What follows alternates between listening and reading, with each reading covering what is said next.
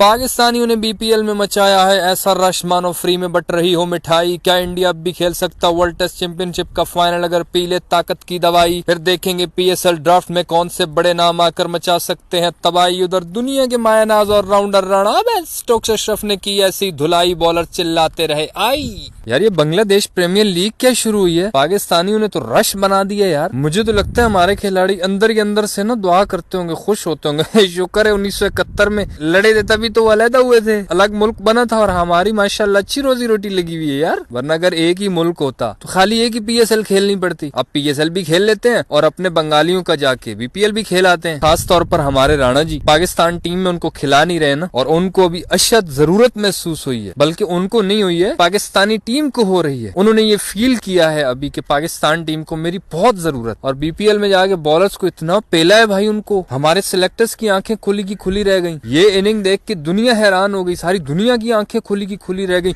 China वाले जिनकी आंखें बंद रहती हैं वो भी इनकी भी आंखें बड़ी बड़ी खुल गई। ये कैसे खेल गया भाई? भाई नाम ही काफी है। इतने छक्के मारे, अंपायर छक्के दे दे के थक गया। वो आखिर पे चिढ़ गया, उसने कहा तुम्हारे बाप का नौकर हूं मैं? बार बार हाथ ऊपर करो हाथ नीचे करो, छक्कों का इशारा दे देगी। मैं क्या सिट स्टैंड कर रहा हूँ? सजा लगी हुई है मेरी यार।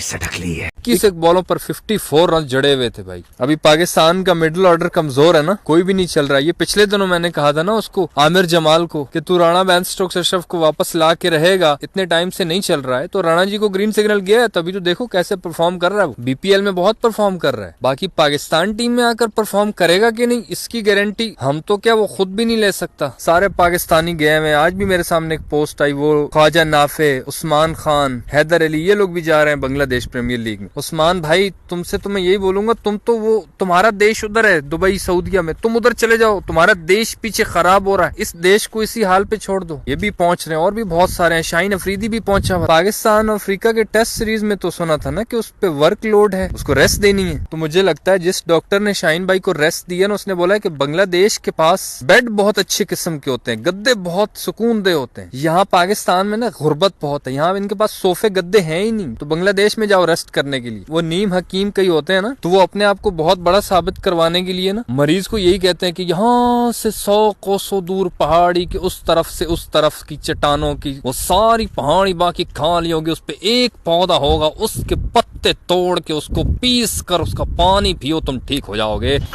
शाहीन भाई आप टेस्ट में वर्कलोड मैनेज करने के लिए रेस्ट कर रहे थे यार, आप तो बांग्लादेश में पहुंच गए। चलो टेस्ट में ओवर ज्यादा करने पड़ते हैं तो टी20 में थोड़े कम करने पड़ते हैं, चलो ठीक है यार चलता है। हमारे कहने न कहने से उसने कौन सा रोक जाना है। दामाद जी भी गए, ससुर जी भी गए। पाकिस्तानी मैं कहता हूँ पाकिस्तानियों के बस में हो ना, हमारे प्राइम मिनिस्टर, हम खुद, मैं मुझे बोलो मैं भी पहुंच जाएंगे भाई, हमें तो मुंह नहीं लगाते ना, वरना पहुंच तो हम लोगों ने भी जाना था। जिनकी दाल गलती है उन्हें गलने देना चाहिए। Shaheen Afridi as a bowler, Shahid Afridi जो है वो तो एज अ मेंटोर वहाँ पे गए हुए, किसी टीम के मेंटोर हैं। वो खिलाड़ियों के पॉइंट ऑफ व्यू से बांग्लादेश वालों का भला हो, जिन्होंने लड़ाई शड़ाई की थी और अलहदा हुए थे, वो अपनी लीग बना लेते हैं, हमारे उधर चले जाते हैं। अब हमारी लीग में उनके आ जाएंगे, तो बस ऐसे ही अच्छा निजाम चल रहा है। इंडिया कैसे क्वालिफाई कर सकता है वर्ल्ड टेस्ट चैंपियनशिप के फाइनल के लिए? कंपनी का दिवालिया निकल गया लेकिन फिर भी फायदे में चल रही है। अब ये ना समझना कोई दो नंबरी करेंगे, मतलब जयशाह कॉल करेगा रोहित शर्मा को, ई रोहित वाह तुम्हारे से बैटिंग तो नहीं हो रही है पर एक को उपाय दे तुम्हें, ऑस्ट्रेलिया वाले हमारे हाथ में नहीं आ रहे, ससुर के नातियों का एक को इलाज है हमारे पास, एक चाय के अंदर जमाल घोटा मिलाई दीजिए ताकि जैसे ही बैटिंग पे आए बल्ले के बजाय पिटवा में ऐसी गुड़गुड़ैया हो के भात रख के भागे। तो अगर कोई ऐसा सोच रहा है ना कि जयशाह कोई ऐसी हरकत करेगा, नहीं यार जयशाह इतना भी भाई है यार हमारा, तुम लोग क्या समझते क्या हो जयशाह भाई को, वो ऐसा कुछ नहीं होने वाला। सचमुच में इंडिया के पास एक चांस है क्वालिफाई करने का। अगर अगले टेस्ट में इंडिया जीत जाता है, आखिरी टेस्ट है ना इनका, और ऑस्ट्रेलिया जो अब इंडिया के बाद 2 टेस्ट मैचेस श्रीलंका से खेलने वाला है, तो श्रीलंका अगर ऑस्ट्रेलिया को 1-0 से हरा दे या 2-0 से हरा दे या फिर दोनों के दोनों टेस्ट ड्रॉ कर दे, तो फिर इंडिया क्वालिफाई कर सकता है फाइनल के लिए। लेकिन अगर ऑस्ट्रेलिया अगला टेस्ट मैच इंडिया से जीत जाता है तो फिर भी इंडिया क्वालिफाई कर जाएगा, लेकिन वर्ल्ड टेस्ट चैंपियनशिप के फाइनल के लिए नहीं, बल्कि ऑस्ट्रेलिया से अपने घर तक।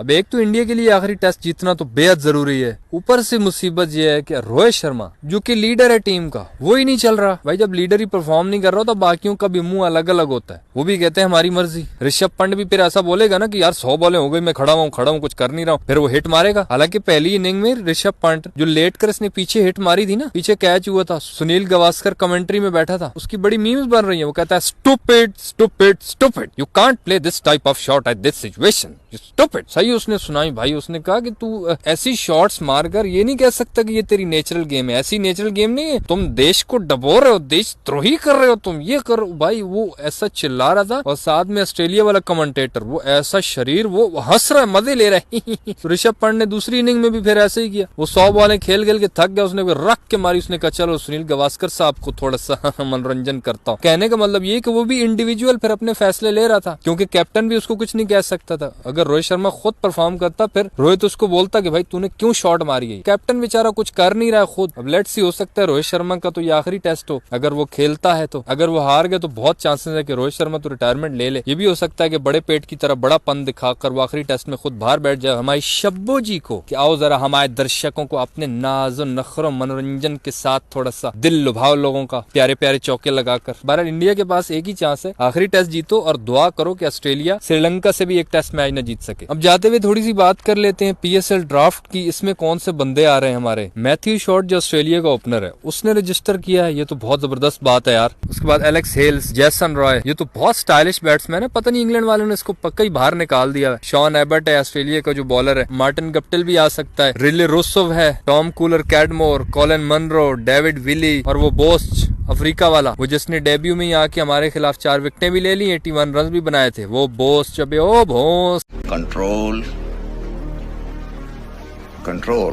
पीएसएल में कुछ थोड़े बहुत नाम इंटरेस्टिंग है, बाकी कोई बहुत बड़े प्लेयर्स तो सीधी सी बात नहीं आ रहे हैं। अगर खुद को हम फुड़ाने लग जाएं खामखा तो वो तो फिर शोधी हरकत हो जाएगी ना। पीएसएल में पहले तो बिल्कुल भी बड़े नाम नहीं थे, अभी कुछ थोड़े से इंटरेस्टिंग नाम आ रहे हैं, चलो ये भी फायदा है। कुछ और कोई बड़े नाम आ जाए तो मजा तभी आएगा। जाते हुए आपको जिम्बाब्वे अफगानिस्तान के दरमियान जो एक अलहदा सी क्रिकेट चल रही है, दुनिया की अलग तरीन, वो भी थोड़ी बता देता हूँ। जिम्बाब्वे के पहले 3 खिलाड़ियों ने सेंचुरी लगा दी अफगानिस्तान के खिलाफ। एक तो वो सैम करन और टॉम करन का भाई था, उसने डेब्यू किया था जिम्बाब्वे की तरफ से। इन तीनों भाइयों का जो वालिद था वो भी जिम्बाब्वे का खिलाड़ी था। 2 भाई अब इंग्लैंड की तरफ से खेलते हैं, ये एक इधर आ गया। पता नहीं 2 भाइयों का पैसा कम पड़ रहा था जो तीसरा और आ गया। बहरहाल ये जिम्बाब्वे का, उसने आते ही डेब्यू में सेंचुरी भी लगा दी। 3 उनके बंदों ने सेंचुरी लगाई। अफगानिस्तानी जब बैटिंग पे आए 2 बंदों ने डबल सेंचुरियां लगा दी, हशमतुल्लाह शहीदी और रहमत शाह ने 2-2 250 बना रहे। एक इनका जाजई, वो भी 113 मार गया। दोनों टीमों ने रज की बैटिंग की, ड्रॉ कर दिया बड़े आराम सुकून के साथ। भाड़ में गया मैच, अपने रन्स तो बनाओ ना। पता नहीं वो जो शुरू में नोकिया का मोबाइल, उस पे जो क्रिकेट की गेम होती शायद उस पे खेल रहे थे ये लोग यार। ये डबल सेंचुरियां देख देख के मैं हैरान हूँ। मैंने कहा आपको भी इससे रूशनास करा दूं, शायद आपको पता चल ही गया होगा। तो बस यार इस वीडियो में इतना ही। सही लगे तो भाई लाइक कर देना, यूट्यूब चैनल छक्का मार को सब्सक्राइब करके साथ घंटी को टर्न करके ऑल पे क्लिक कर देना, ताकि क्रिकेट की दिलचस्प वीडियोस आप तक पहुंचती रहें।